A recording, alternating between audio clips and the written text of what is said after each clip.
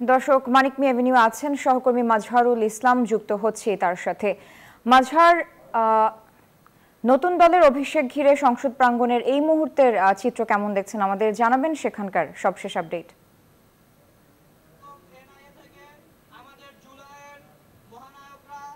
আপনাকে ধন্যবাদ। আপনি যেমনটা বলছিলেন যে আজকে কিন্তু 5 আগস্টের পরবর্তীতে একটা ঐতিহাসিক দিন, কেননা যারা অভ্যুত্থানের নেতৃত্ব দিয়েছেন তাদের নেতৃত্বে একটি রাজনৈতিক দলের আত্মপ্রকাশ ঘটতে যাচ্ছে এবং এই আত্মপ্রকাশকে কেন্দ্র করে কিন্তু ইতিমধ্যেই মানিক মিয়া এভিনিউ লোকারণ্য এবং যাদেরকে আজকের এই প্রোগ্রামে দাওয়াত দেওয়া হয়েছিল সেই রাজনৈতিক দলের নেতৃত্ববৃন্দ যেমন এসেছেন বিভিন্ন দেশের কূটনৈতিক নেতারা, তারাও চলে আসছেন ইতিমধ্যে এবং এর মধ্যেই কিন্তু এই জায়গাটি লোকারণ্য এবং আপনি দেখতে পাচ্ছেন মঞ্চের ঠিক সামনের জায়গাটি একেবারেই ফাঁকা রাখা হয়েছে এবং ঠিক তার পেছনের অংশে বিভিন্ন দেশের রাষ্ট্রদূত,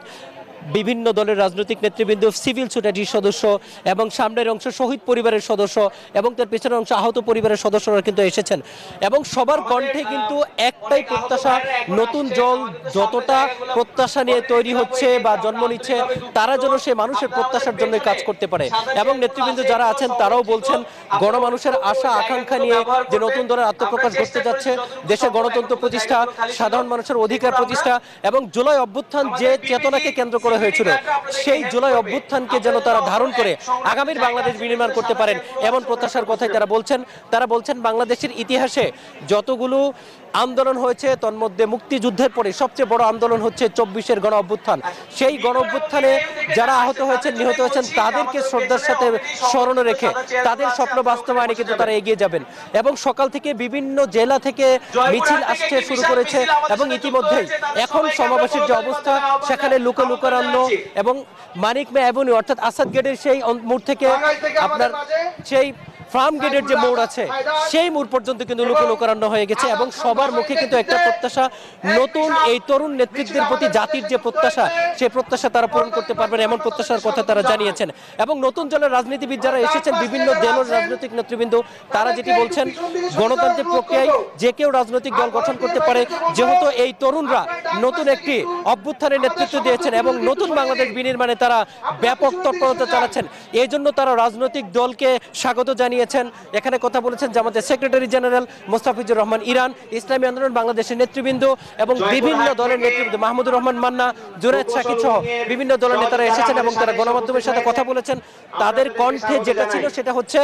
ছেলেদের এই নতুন অর্থাৎ তরুণদের এই নতুন রাজনৈতিক দলকে তারা সাধুবাদ জানাচ্ছেন এবং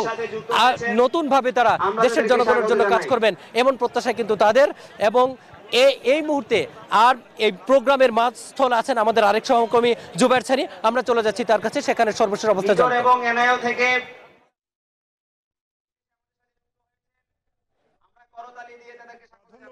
আপনি যেটি বলছিলেন লোকারণ্য, ঠিকই আমরাও যেটি দেখতে পাচ্ছি যে ঠিক এই যে সামনের মঞ্চের সামনের জায়গাটির পরে কিন্তু যেখানে সাধারণ নেতাকর্মীরা রয়েছেন সেখানে কিন্তু আসলেই লোকারণ্য এবং প্রচুর মানুষ এখানে উপস্থিত হচ্ছেন। আমি যদি একটু চিত্রটা দেখাই যে ঠিক যে চেয়ারের যে জায়গাগুলো রয়েছে এই জায়গাগুলো কিন্তু সংরক্ষিত এবং তার পরবর্তীতে যে জায়গাটি রয়েছে সেটি কিন্তু আসলে সবার জন্য উন্মুক্ত এবং সে আসাদ গেট থেকে একদম ফার্ম গেট খামারবাড়ি পর্যন্ত কিন্তু আসলে লোকারণ্য। প্রচুর মানুষ সেখানে উপস্থিত হয়েছেন। সবার মুখে আসলে একটি কথা যে তারা নতুন রাজনৈতিক বন্দোবস্ত যেটি হচ্ছে, কিন্তু রাজনৈতিক দল সেই রাজনৈতিক দল নতুন রাজনৈতিক বন্দোবস্ত তারা চান যে বাংলাদেশে যে রাজনৈতিক বন্দোবস্ত আসলে কোনো বৈষম্যের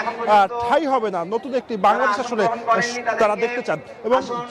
বিভিন্ন জেলা থেকে যে নেতাকর্মীরা এসেছেন তারাও বলছেন যে কারণে জুলাই গণ অভ্যুত্থান সংগঠিত হয়েছে, যেমন বাংলাদেশ তারা দেখতে চান সেই বাংলাদেশ নির্মাণ করবে এই নতুন দলটি, এমনটি তারা আশা করছেন। আপনি মাজার যেটি বলছিলেন যে বিভিন্ন রাজনৈতিক দলের নেতারা এখানে উপস্থিত হয়েছেন,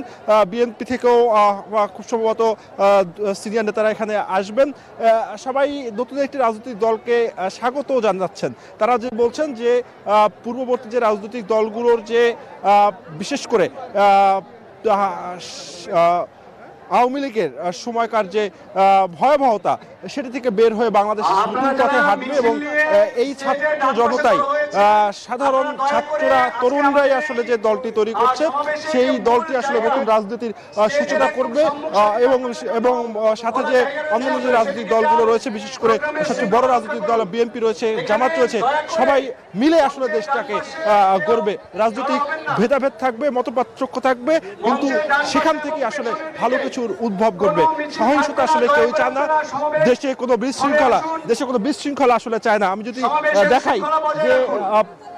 প্রচুর মানুষ কিন্তু এখানে আসলে উপস্থিত হয়েছেন এবং যখন দুপুরের পর থেকে কিন্তু আস্তে আস্তে বিভিন্ন জেলা থেকে নেতাকর্মীরা আসতে শুরু করেন। নতুন যে রাজনৈতিক দল জাতীয় নাগরিক পার্টি এবং জাতীয় নাগরিক পার্টিতে কিন্তু নাহিদ ইসলাম তিনি আহ্বায়কের দায়িত্ব পালন করবেন এবং সেই সঙ্গে বৈষম্য বিরোধী ছাত্র আন্দোলনের যারা নেতৃত্ব দিয়েছেন তারা অনেকেই এই রাজনৈতিক দলটির সঙ্গে থাকছেন এবং সে কারণে এটি বলা যায় যে একদমই তরুণদের দল। কিন্তু আস্তে আস্তে এই দলটি তরুণ এবং সেই সঙ্গে প্রবীণদের মিশ্রণে একটি ভালো কাঠামো এবং তারা চান যে একটি শক্তিশালী কাঠামো দাঁড় করাতে, কারণ বাংলাদেশে আসলে নতুন ধারার রাজনীতি তারা শুরু করতে চান। তারা যেটি বলছে যে তারা মধ্যপন্থার রাজনীতি বাংলাদেশে করবেন এবং সেখানে আসলে কোনো ধরনের দুর্নীতির প্রশ্রয় তারা দিবেন না, কোনো ধরনের হিংসার প্রশ্রয় তাদের মধ্যে থাকবে না এবং তাদের ঠিক যখন আত্মপ্রকাশ সেখানেও আসলে আমরা যেটি দেখতে পাচ্ছি যে বিভিন্ন রাজনৈতিক দলকে তারা আমন্ত্রণ জানিয়েছিলেন এবং সেখানে কিন্তু ইতিমধ্যে জামাতের সেক্রেটারিকে আমরা দেখেছি, বিএনপির নেতারাও আসবেন যতটুকু আমরা জানতে পারছি এবং সেই সঙ্গে বিভিন্ন যে বিভিন্ন রাজনৈতিক দলের নেতারা সিনিয়র নেতারা কিন্তু এখানে আসছেন এবং বলা যায় যে রাজনৈতিক যে দলগুলো সবাই মিলেমিশে নতুন একটি বাংলাদেশ গড়ার প্রত্যয় তারা দেখাচ্ছেন এবং জুলাই অভ্যুত্থানে যে অংশ নিয়েছে সেই ছাত্রদের হাত ধরেই আসলে রাজনীতির যে নতুন একটি ধারা সেটি তারা আসলে শুরু করতে চান। তো এই ছিল আমার কাছে সর্বশেষ তথ্য। জুবায়ের ও মাজহার দুজনকে ধন্যবাদ।